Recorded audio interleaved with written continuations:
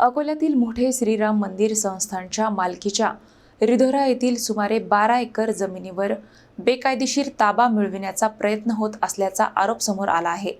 या प्रकरणी संस्थानने महसूल विभागाकडे तक्रार दाखल केली असून प्रकरण सुनावणीसाठी प्रलंबित आहे। अकोला शहरातील टिळक रोडवरील श्रीराम व हरिहर संस्थान अर्थात मोठे श्रीराम मंदिराच्या मालकीच्या रिधोरा परिसरातील सुमारे 12 एकर जमिनीवरून वाद निर्माण झाला आहे। संस्थानच्या अध्यक्षा सुमनदेवी विजय अग्रवाल यांनी या जमिनीवर बेकायदेशीररित्या मालकी हक्क मिळविण्याचा प्रयत्न होत असल्याचा आरोप करत महसूल विभागाकडे तक्रार दाखल केली आहे। संस्थानच्या माहितीनुसार ही जमीन पूर्वी वहितीसाठी देण्यात आली होती, मात्र संबंधित वहीतदाराच्या निधनानंतर त्यांच्या वारशाकडून जमीन कायमस्वरूपी ताब्यात ठेवण्याचा प्रयत्न सुरू असल्याचा दावा करण्यात आला आहे। तसेच खरेदी प्रमाणपत्र देण्याच्या प्रक्रियेवरही प्रश्नचिन्ह उपस्थित करण्यात आले आहेत।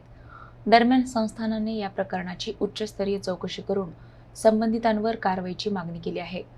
बाळापूर उपविभागीय अधिकारी कार्यालयात हे प्रकरण प्रलंबित असून सध्या जमीन जैसे थे स्थितीत ठेवण्यात आली आहे। या प्रकरणाकडे धार्मिक संस्था आणि नागरिकांचे लक्ष लागले आहे।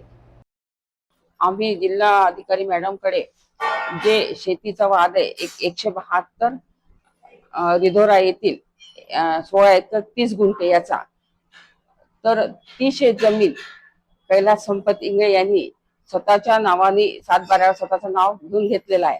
तरी महसूल अधिकारी यांनी तो 7/12 रद्द करून संस्थाच्या नावाने तो 7/12 घेण्यात यावा आणि तसेच जी त्यांनी महसूल अधिकाऱ्याकडे वगैरे जे प्रकरण दाखल केलेले आहे ते मागे घेण्यात यावे। त्यांनी कागदपत्र त्यांचे ते कोळाचे वगैरे कागदपत्र जुळलेले आहे, पण ते संस्थानला 129B टेनन्सी मिळाल्यामुळे ते खूप त्यांना लागू होत नाही।